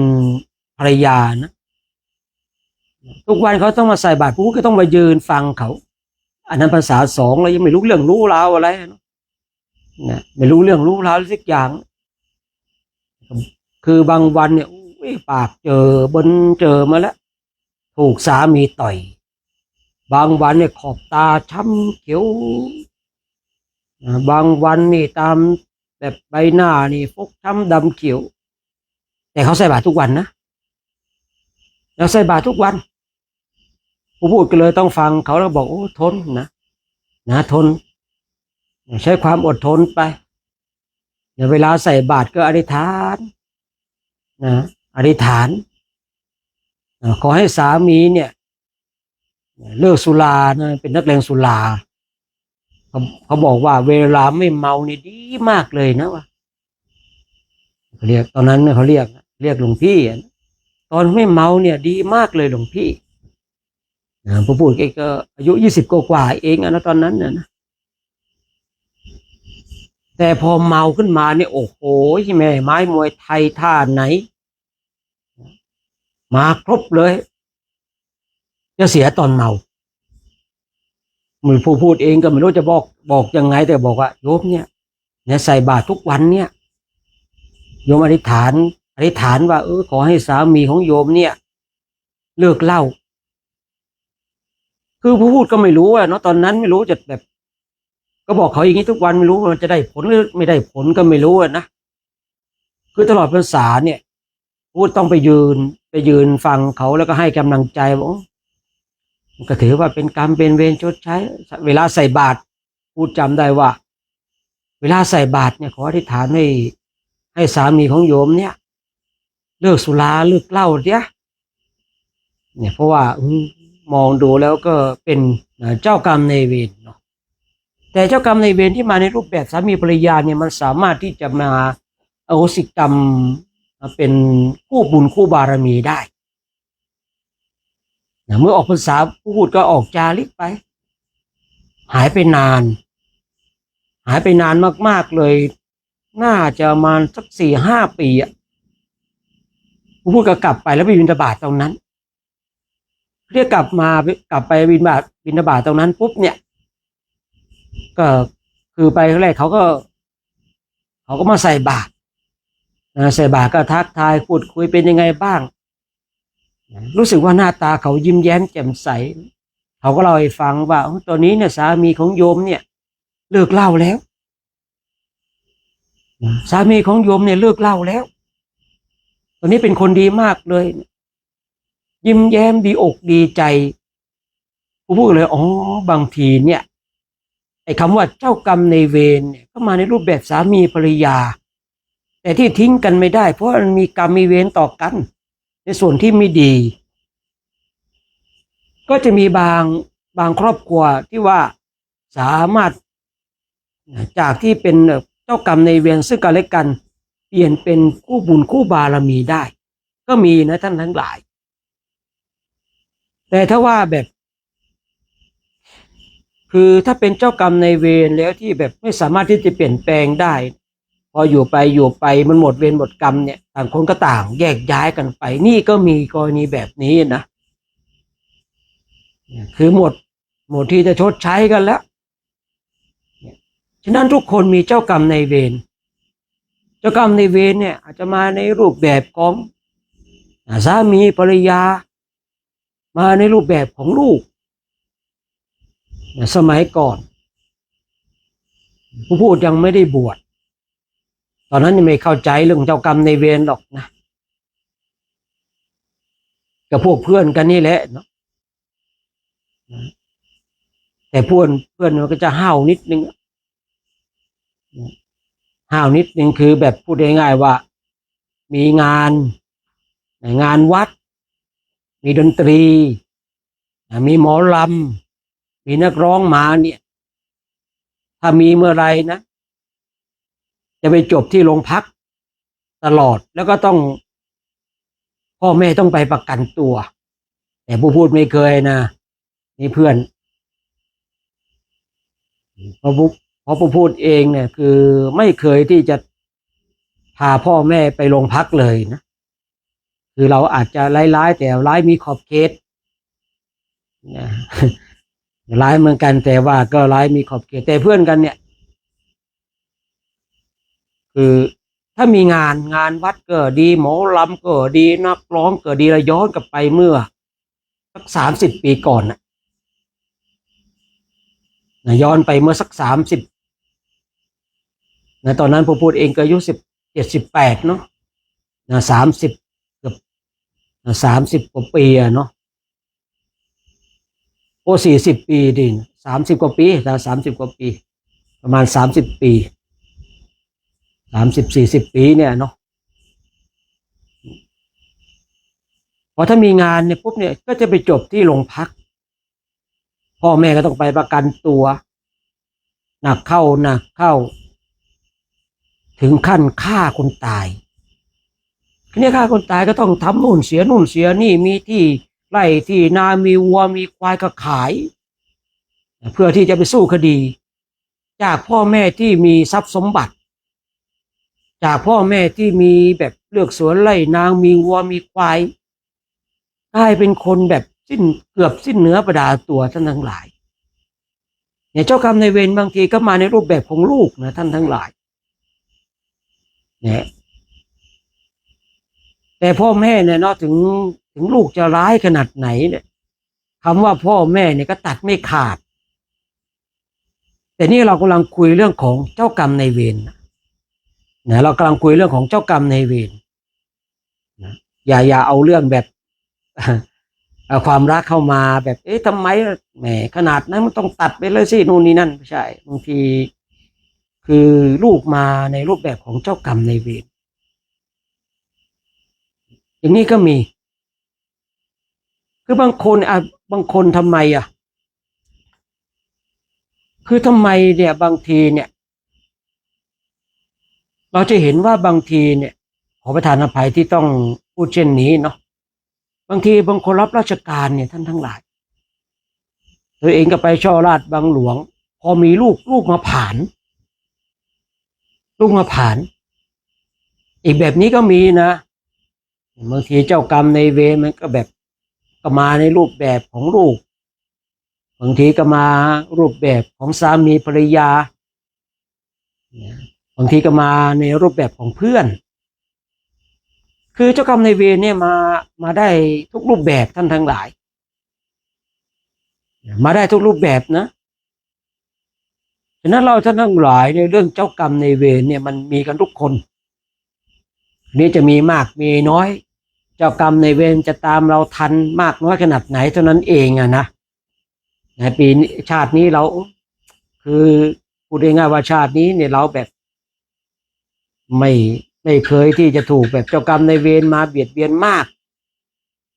จนเกินไปอย่างเนี้ยนะแสดงว่าเจ้ากรรมนายเวรมันตามไม่ทันนะเนาะบางทีเนาะ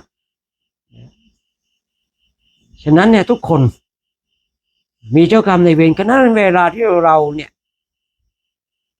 เจริญจิตตภาวนาก็ดีในขณะที่เราเนี่ยทำบุญสุนทานก็ดีเนี่ยเรียกเจ้ากรรมนายเวรมาอนุโมทนาบุญด้วยมารับส่วนบุญกุศลจากเราด้วย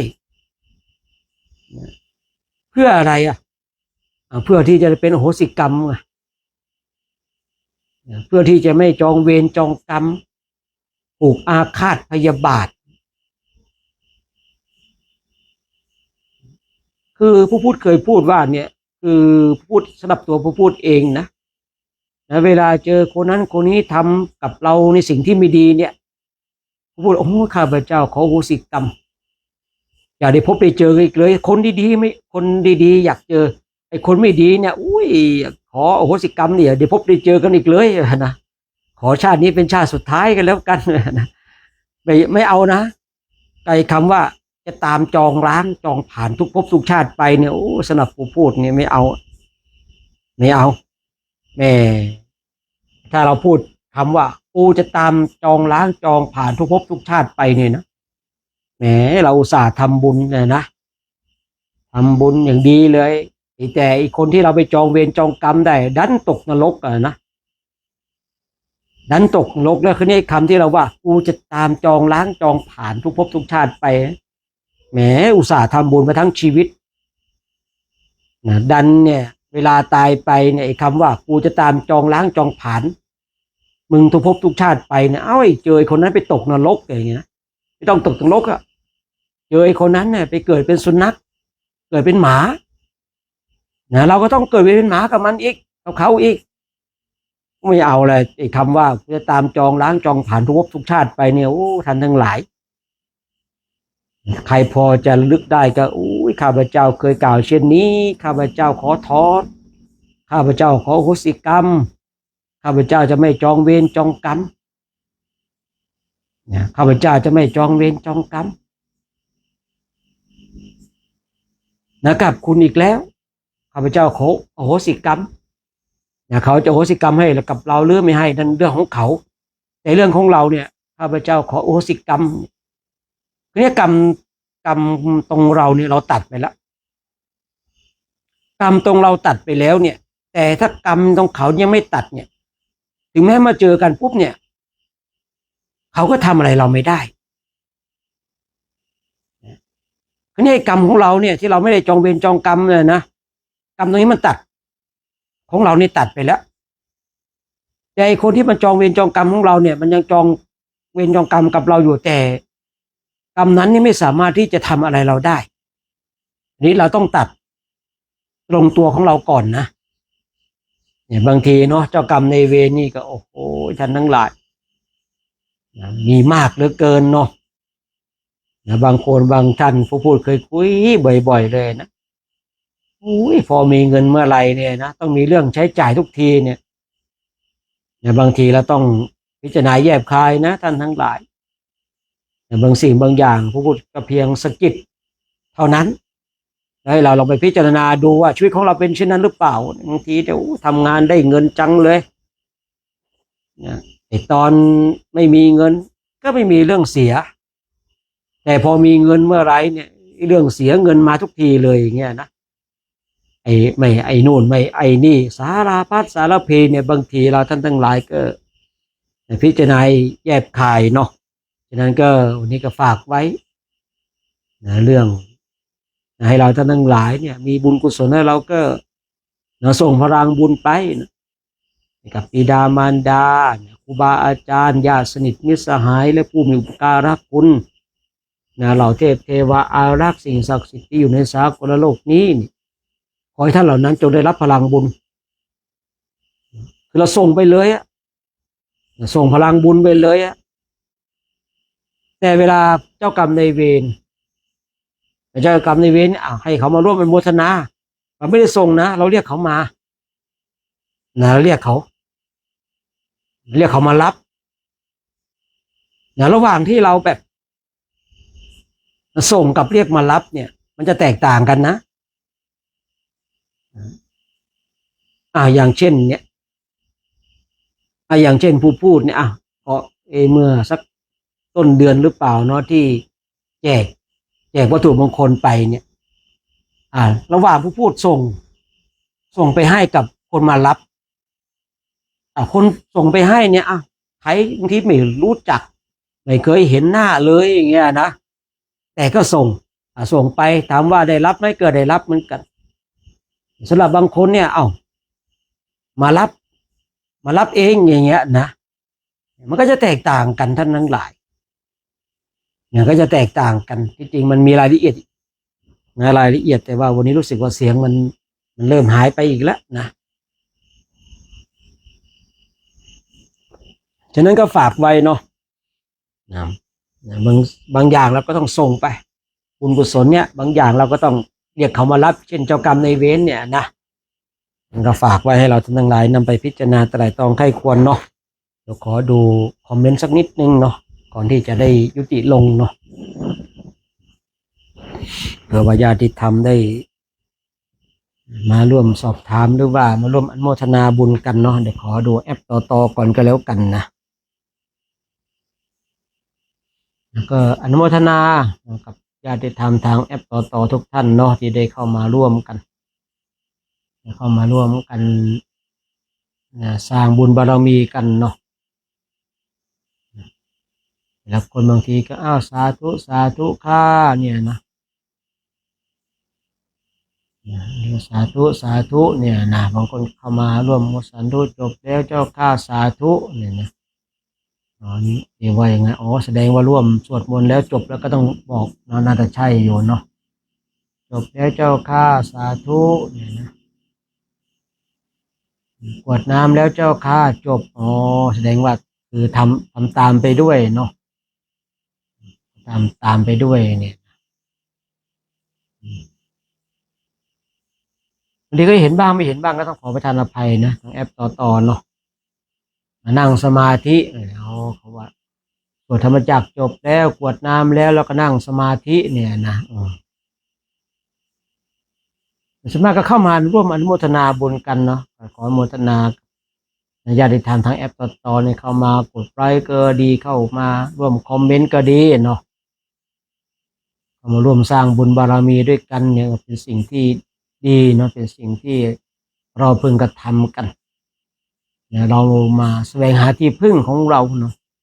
ที่พึ่งของเราเนี่ยคือพระพุทธคือพระธรรมคือพระสงฆ์ที่พึ่งของเราคือการภาวนาเนี่ยนะ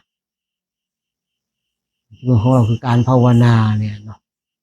แต่ละคนแต่ละท่านก็พยายามที่จะมาหาที่พึ่งทางด้านจิตใจกันฉะนั้นก็อนุโมทนาเนาะทางญาติธรรมทางแอปต่อเนาะเดี๋ยวขอดูบานฟ้านิดนึงนะ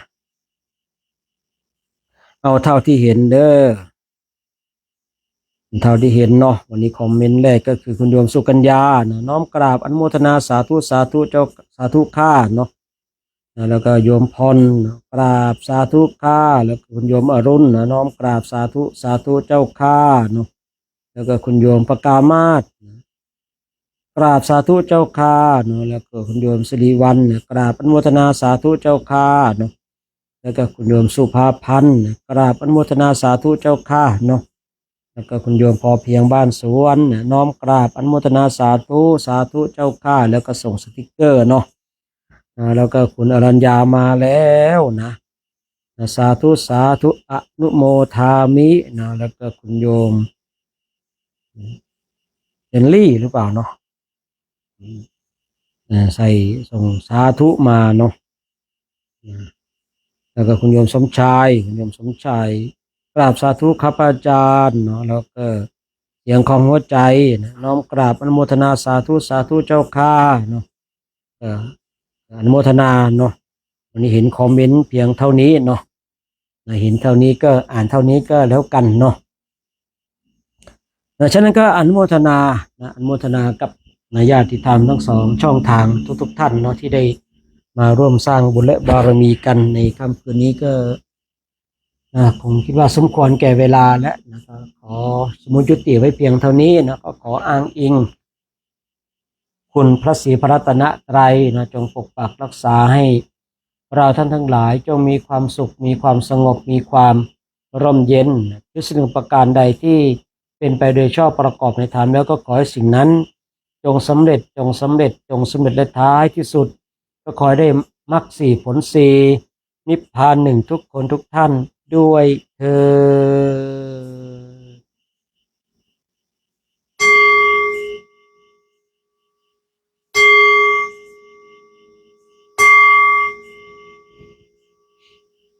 ต่อไปเดี๋ยวเรากราบพระพร้อมกันเนาะ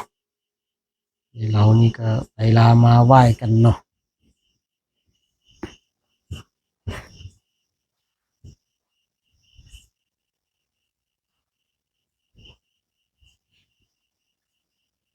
อะระหังสัมมาสัมพุทโธภควาพุทธังภควันตังอภิวาเทมิสวากขาโตภควตาธัมโมธัมมังนามัสสามิสุปฏิปันโนภควโตสาวกสังโฆสังฆังนะมามิ มหาตาปิโตคุณังอาหังวันทามิคุรุอุปชฌาย์อาจาริยคุณังอาหังวันทามิน้อมจิตน้อมใจกราบคุณครูบาอาจารย์พร้อมกัน3 ครั้งพร้อมรับกราบกราบกราบ